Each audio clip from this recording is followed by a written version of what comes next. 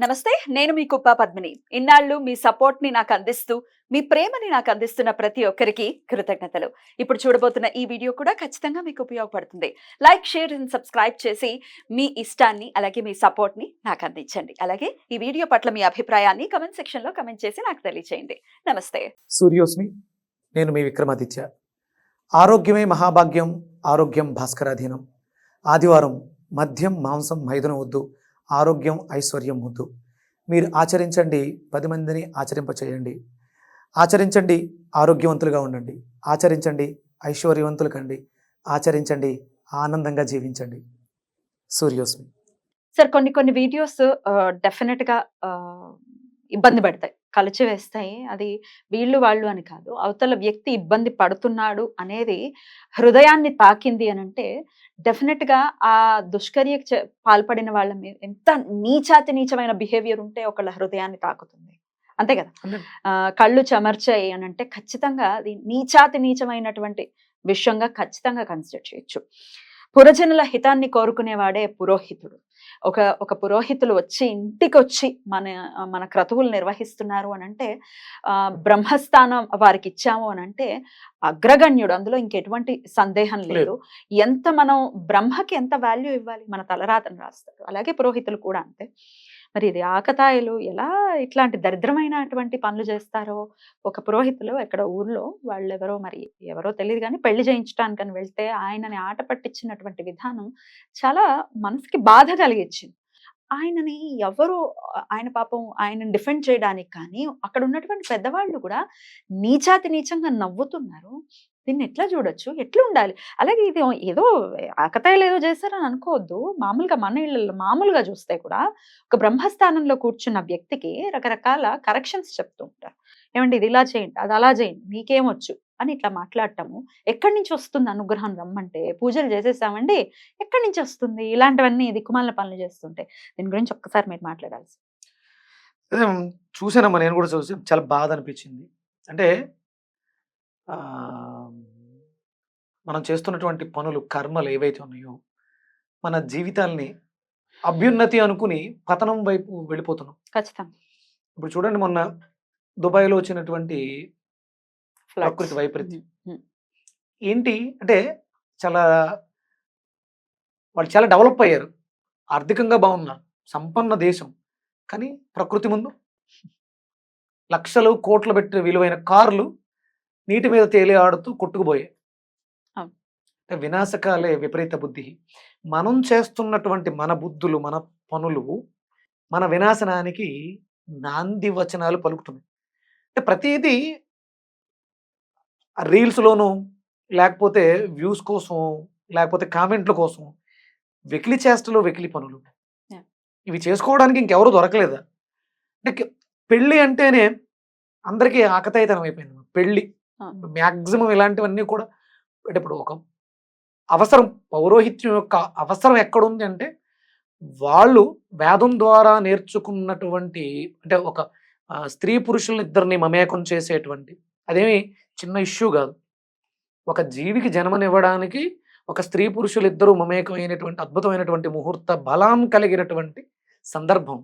అక్కడ ఎవరు పడితే వాళ్ళు ఏదో ఉంగరాలు మార్చుకోవడం, మాటలు మార్చుకోవడం, అగ్రిమెంట్ చేసుకోవడం కాదు కదా! అందుకని అక్కడ వేదం తెలిసినటువంటి వైదిక వేత్తని తీసుకొచ్చి మంత్రోచ్చారణ ద్వారా వాళ్ళిద్దరిని మమేకం చేసే సందర్భంలో ఈ వీడియోలు, ఫోటోలు, లైట్స్ ఆకతాయితనం. అంటే దీనికి అంతటికి కారణం ఏంటంటే ఆ పెంపకం, తల్లిదండ్రులు. డెఫినెట్‌లీ. ఆ తల్లి చేతుల నుంచి వచ్చినటువంటి ఆహారం. లేకపోతే ఆ పిల్లలు బయట నుంచి తెచ్చుకుని తిన్నటువంటి ఆహారం, ఆహార విహార వ్యవహారాలు నీ జీవితాన్ని నిర్దేశిస్తాయి. ఈరోజు నువ్వు నవ్వుతూ చూ చేసావు నవ్వుతూ, చూసావు నవ్వుతూ. నవ్వుతూ చేసిన దానికి, నవ్వుతూ చూసిన దానికి ఏడుస్తూ అనుభవించాల్సి ఉంటుంది. ఏడుస్తూ అనుభవించాలి. ఏందిరా ఈ కర్మ? ఏంటి ఈ జీవితం? ఎందుకు ఈ పరిస్థితి అని బాధపడే రోజు నువ్విక్కడ డిజైన్ చేస్తున్నావు. నీ ప్రస్తుతం నీ భవిష్యత్తుకి పునాదవుతుంది. ఘోరం గదా! చాలా అసలు తప్పమ్మా. పైగా అంటే ఆయన పంతుల, హ్మ్. బ్రహ్మ ఇదో పక్కన పెడదాం. వికృత చేష్టం, మానవత్వం నశించిపోయి అంటే మనం చూస్తున్నాం కామెడీ ప్రోగ్రామ్స్ వస్తూ ఉంటాయి. వాళ్ళని కొడుతూ ఉంటే మనం ఇక్కడ నవ్వుతూ ఉంటాం. అంటే మనలో ఉన్నటువంటి ఏమి ఏం డెవలప్ చేస్తున్నాం, ఏం చూస్తున్నాం, ఏం నేర్చుకుంటున్నాం? నవ్వు ఎలా రావాలి? అవతల వాడిని నొప్పించకుండా, నువ్వు నొప్పకుండా, Right. నువ్వు చేసే చేష్టల వల్ల నేను నాలో ఎంజైమ్స్ రిలీజ్ అయ్యి ఆహ్లాదకరంగా ఆనందాన్ని ఆస్వాదించాలి. పైశాచికత్వంతో నవ్వా నవ్వా ఏంటిది? ఇదివరకు రోజుల్లో మరి కామెడీ ఉండేది. జంధ్యాల గారి సినిమాలు చూస్తే ఎంత ఎంత హుందాగా ఉండేది కామెడీ. దరిద్రమైన కొన్ని షోస్ నీచాతి నీచంగా, సరే నవ్విస్తున్నాయా టీఆర్పీల కోసం ఏమైనా చెయ్యొచ్చు, కానీ చూసేవాడికైనా బుద్ధి ఉండక్కర్లేదా? ఖచ్చితంగా బుద్ధి ఉండాలి కదా. ఇప్పుడు దీనికి ప్రధానమైనటువంటి కారణం మన సెల్ ఫోన్స్ లో మనం చూస్తున్నటువంటి reels Right. Or comedy situations ఇవే మనలో ఆ మానవత్వాన్ని చంపేసి ఈ పైశాచికత్వాన్ని తీసుకొస్తాం. ఖచ్చితంగా ఖచ్చితంగా. అయితే ఈ వీడియోస్ చేయటాన్ని నేను అది ఇన్స్టాగ్రామ్ లో చూశాను. చూసిన తర్వాత కొన్ని కమెంట్స్ చూసిన తర్వాత నాకు అర్థమైన విషయం ఏంటి అంటే, కొంతమంది ఫోటోగ్రాఫర్లు కావాలని చేయిస్తున్నారు వాళ్ళ వాళ్ళ వ్యూస్ ని పెంచుకోవటం కోసం. వీళ్ళు చేసినటువంటి దరిద్రం అంతా ఇంత కాదు. ముహూర్తం కరెక్ట్ గా సుముహూర్తం సమయంలో ఇద్దరు ఆ పెళ్లి కొడుకు పెళ్లి కూతురు కళ్ళలో కళ్ళు పెట్టుకుని చూడకుండా వీళ్ళ వంక చూసుకునే దరిద్రమైన సంస్కృతిని తీసుకొచ్చింది ఫోటోగ్రాఫర్స్. ఎటువంటి ఇబ్బంది లేదు ఇది చెప్పడానికి. వాళ్ళిద్దరి మధ్యలోకి వెళ్ళిపోయి కింద నుంచి ఫోటోలు తీయడం, ఇంతకంటే దరిద్రమైనటువంటి ఓవర్ క్రియేటివిటీ క్రియేట్ చేసేవాళ్ళు వాళ్ళే కావాలని అక్కడ ఉన్నటువంటి ఆకతాయిల్ని రెచ్చగొట్టి అక్కడ ఉన్నటువంటి పురోహితుల్ని, ఆ బ్రహ్మని కెలికి వాళ్ళకి ఆబ్వియస్ గా కోపం వస్తుంది కదా, కావాలని చేయిస్తున్నారట. ఏం ఏం వస్తుంది సార్ వీళ్ళకి? నాకు అర్థం అదేనమ్మా కావట్లేదు. పైశాచికత్వం. తినేది అంటే మనం తినేది పరిశుద్ధమైనటువంటి ఆహారం అయితే అది మనలో ఆ మనస్సుని క్రియేట్ చేస్తుంది. మనం చెత్త తింటున్నాం. మనం చెత్త తినేసి మంచి రావాలంటే ఎక్కడి నుంచి వస్తుంది? Right. అది కోల్పోయాం, మానవత్వాన్ని కోల్పోయాం. అందుకని ఇలాంటి పైశాచికత్వం చేయడం ద్వారా అవి ఎంతసేపు ఉంటుందా ఆనందం, కానీ తర్వాత నువ్వు బాధపడేటప్పుడు ఇంతకు పదింతలు ఉంటుంది. ఖచ్చితంగా ఉండాలి కూడా. డెఫినెట్గా. అంటే ప్రతిదానికి మన చేష్టలు, మన ప్రవర్తనే మన జీవితం. నువ్వు ఈరోజు నీకు ఒక ఆఫర్, ఒక వివాహానికి వాళ్ళ జ్ఞాపకాల్ని గుర్తుంచుకోవడం కోసం నీకు ఒక అవకాశం ఇచ్చినప్పుడు దాన్ని చాలా, అంటే పూర్వం కాలం కూడా ఫోటోలు ఉన్నాయి, కెమెరాలు ఉన్నాయి, ఇలా లేవు. పద్ధతి కూడా ఉండేది. చాలా పద్ధతిగా ఉండేవారు. ఇప్పుడు జీలకర్ర బెల్లం పెట్టిన వెంటనే తీస్తేనే షాట్ వస్తుందా? తర్వాత యాక్ట్ చేసుకోవచ్చు కదా, ఏముంది పెద్ద విషయం, అప్పుడే చూసేయాలి. అది కాదు కదా స్వీట్ మెమొరీ. జీవితానికి గుర్తుండిపోదు. ఇది గుర్తుంటది. ఇక్కడ ఈ పెళ్లిలో ఈ పంతుల్ని, ఈ బ్రహ్మని ఇబ్బంది పెట్టడం ద్వారా మన జీవితం సర్వనాశనం పోయింది. ఇప్పుడు ఆయన రావడానికి కారకులు వాళ్ళేగా. ఆయన బాధపడడానికి సిచ్యువేషన్స్ ఏమైనా కానివ్వండి, కారకులు వీళ్ళు కాబట్టి ఆ కుటుంబం. ఇక్కడ వివాహ మండపం మీద ఉన్నటువంటి ఈ జీవితాలు రేపు కోర్టు బోనుల్లోనూ లేకపోతే 10 మంది పెద్ద మనుషుల దగ్గర జీవితాలు నాశనం చేసుకుంటున్నాం. అది జీవితంలో ఆ స్వీట్ కాస్త చేదుగా మారి జీవితం సర్వనాశనం అయిపోతుంది. ఒక మనిషిని బాధ పెట్టడం ద్వారా నువ్వు ఆనందం పొందుతున్నావంటే అది పైశాచికత్వమే, మానవత్వం కాదు. దాన్ని మనం తిరిగి తీసుకురాగలిగితే, అంటే మనకు ఇప్పుడు మన శ్రీరామనవమి జరుపుకున్నాం. శ్రీరామనవమి జరుపుకోవడానికి ప్రధానమైనటువంటి కారణం దైవత్వం మానవ రూపాన్ని తీసుకుని మానవత్వంతో మనం ఎలా మెలగాలో, ఒక మనిషి ఎలా జీవించాలో చెప్పేదే రామాయణం, రాముల వారి అవతారం. మన అయోధ్యలో బాలరాముడి ప్రతిష్ఠ జరిగింది కాబట్టి ఇక నుంచైనా బుద్ధి తెచ్చుకుని పెళ్ళి జీవితాంతం నిలబడిపోయే విధంగా చేసుకోండి. కేవలం ఆల్బమ్స్లో ఉండేలాగా ఫ్రీ వెడ్డింగ్ షూట్లని ఇలాంటివి చేసుకుని దీనికోసం కాదు పెళ్లి అంటే. రైట్. మీరు సందర్భం వచ్చింది కాబట్టి చెప్తున్నాను. రామాయణం చదవకపోవటం కూడా, రామాయణం గురించి తెలుసుకోకపోవటం కూడా ఇట్లాంటి దరిద్రమైన యాటిట్యూడ్ పెరగడానికి ఒక హేతు అవుతోందని ఖచ్చితంగా చెప్పుకోవచ్చు. ఎందుకంటే రాముల వారు అటు వశిష్ఠులు, కులగురువు అయినటువంటి వశిష్ఠులకి ఇచ్చినటువంటి గౌరవం కానీ, లేకపోతే విశ్వామిత్రుడికి ఇచ్చినటువంటి గురువు ఆయనకి ఇచ్చినటువంటి వీళ్ళు గురువు ఏం చెప్పారు, ధర్మం ఏం చెప్పింది అని రాముడు నడుచుకున్నటువంటి తండ్రి ఏం చెప్పాడు, నువ్వు గురువుగారు ఏం చెప్పితే అది చెయ్యి అని చెప్పారు. అండ్ ఇప్పుడు విశ్వామిత్రుడు కావచ్చు, వశిష్ఠుడు కావచ్చు, వెళ్తున్నప్పుడు దారిలో ఒక అరణ్యంలో ప్రవేశించారు. నేను రాజుని, నేను రాజు కుమారుణ్ణి, నాకు పట్టు పాన్పులు కావాలి, పీతాంబరాలు కావాలి, ఎక్కడ అడగలేదే. గురువు గారు ఏదో ఆశ్రమం చూపించారు, అక్కడ విశ్రాంతి తీసుకున్నాను. ఇక్కడ ఆయన గురువు యొక్క శుశ్రూషలో ఉన్నాను, నా తండ్రి మాట జవదాటకుండా గురువుని అనుసరించాను, ఆయన చెప్పిన బాధ్యతని. ఇవన్నీ ఇవి అందుకనే మనకు ఆదర్శాలు. ఇవి ఆదర్శాలు. ఉమ్. నేను అందుకనే మొన్న సరదాగా మా రా శ్రీరామనవమి రోజే పిల్లల కోసం అని చెప్పేసని ఉమ్. రామాయణాన్ని చదివి వినిపిస్తున్నాను. ఉమ్. ఎపిసోడ్ల కింద పెడదాం, ఉమ్. కనీసం పడుకునేటప్పుడన్నా వాళ్ళు వింటూ ఒక కథలా వింటూ ఉంటే అది రామాయణం గురించి తెలుసుకోవాలని అనిపిస్తుందని. ఉమ్. అలాగే భగవద్గీతని కూడా శ్లోకపూర్వకంగా కాకుండా ఉమ్. తెలుగులో ఉమ్. శ్లోకాల కింద ఉమ్. చెప్పి ఇది కొంతైనా దగ్గరకు తీసుకెళ్తే కొంతమందికి సార్థకము, అంటే ఉమ్. మన జన్మించడానికి మన జన్మకి సార్థకత వస్తుందని ప్రారంభించే ఇది ప్రతి ఇంట్లోనూ జరగాలమ్మ. Right. పిల్లలకి తెలియాల్సింది Right. రామాయణం గురించి, ఆట తప్పకుండా. గురించి. వాళ్ళు వాళ్ళ జీవితాలు సెల్ ఫోన్స్లోనే అదే సెల్ ఫోన్ ఇలా దీన్ని మార్చేసి దీనిలా వాడుకుందాం. రైట్ అండి. ఇక ఓన్లీ ఏదో అంత పెద్ద ఆకతాయి చర్యల గురించే మాట్లాడుకొని అంత బాధ పెట్టడమే కాదు. జనరల్‌గా సర్వసాధారణంగా నేను ఫస్ట్‌లో చెప్పినట్టుగానే ప్రతి ఇంట్లో కూడా ఆయనని ఒక చిన్న చూపు, ఒక బ్రహ్మగా మన ఇంటికొచ్చిన ఆయనని ఖచ్చితంగా చిన్న చూపు చూసేటటువంటి ఇల్లులు అనేకం ఉన్నాయి.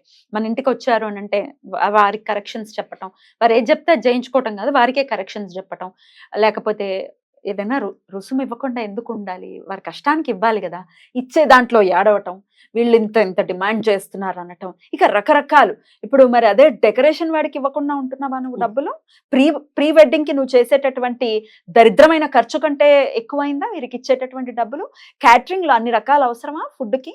200 రకాలు పెట్టేసాం. ఎవడు తింటాడు 200 రకాలు? చూస్తే కడుపు నిండిపోతుంది ముందు జనాలకి. దానికంటే ఎక్కువ నువ్వు ఇచ్చేది బ్రహ్మలకి? అదే ఇంగిత జ్ఞానం. అవసరమైన దానికి ఇంగిత జ్ఞానం. చేయాల్సింది యాహ్! పోయి అనవసరమైన వాటికి మనం ఆడంబరాలకి వాటికి వినియోగిస్తాం. ఎగ్జాక్ట్‌లీ. మనకి ఇంటి చాకలి, ఇంటి పురోహితుడు, ఉండాలి. ఇంటి మంగళి, హ్మ్. ఇలా కొన్ని ఉన్నాయి. పూర్వం నుంచి కూడా ఇది ధర్మము సందర్భానుసారం మారుతూ ఉంటుంది. ధర్మం ఒకేలా ఉండదు. హ్మ్. ఆచరణ మాత్రం ఒకేలా ఉంటుంది. హ్మ్. అది గృహస్థు ధర్మం. ఇవి ధర్మాలు. వీటిని అనుసరిస్తూ ఆచరిస్తున్నప్పుడు ఇన్ని ప్రాబ్లమ్స్ లేవు. హ్మ్. అప్పట్లో ఒకసారి పెళ్లి జరిగితే రేపొద్దుట ఇంకొక జంటను ఆశీర్వదించడానికి పార్వతీ పరమేశ్వరులాగా కలిసి ఉండేవారు. ఆ!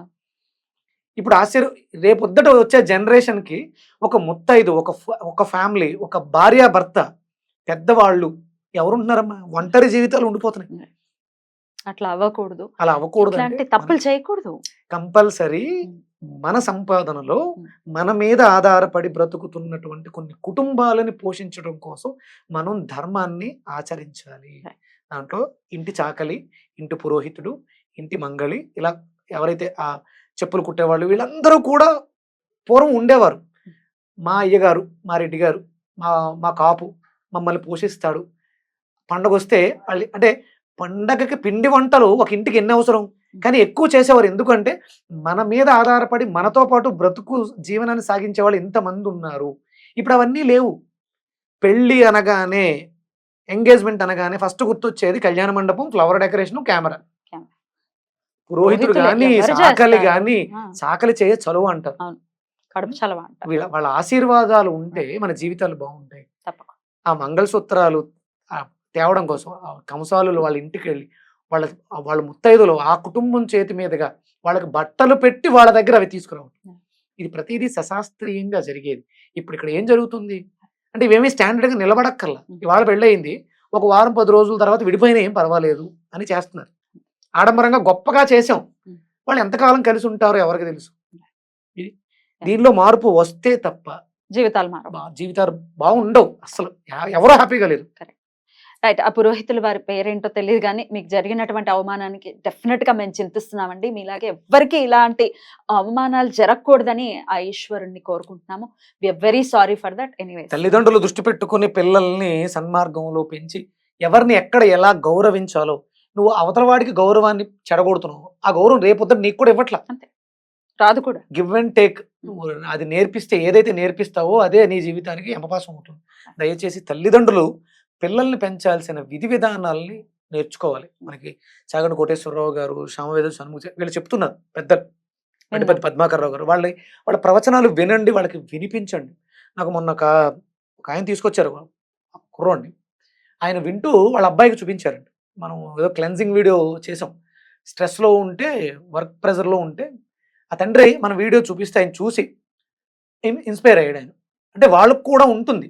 తెలియక తప్పులు చేస్తూ ఉంటారు. ఇలాంటివి చూపిస్తే, వినిపిస్తే కనీసం వాళ్ళలో మార్పు వస్తుంది. ఎవ్వరూ కావాలని పొరపాట్లు చేయరు. మనం చెప్పకపోవడం, నేర్పించకపోవడం, ఆ తల్లిదండ్రుల బాధ్యతగా లేకపోవడమే వాళ్ళ జీవితాలు నాశనం అవుతున్నాయి. మీ జీవితాలు కూడా నాశనం అవుతున్నాయి. అంతే. పిల్లల తప్పు ఎప్పటికీ ఉండదు. పెంపకంలోనే తప్పు అంతే. ఉంటుంది. Right sir. Thank you so very much. నమస్తే. సూర్యస్మిత.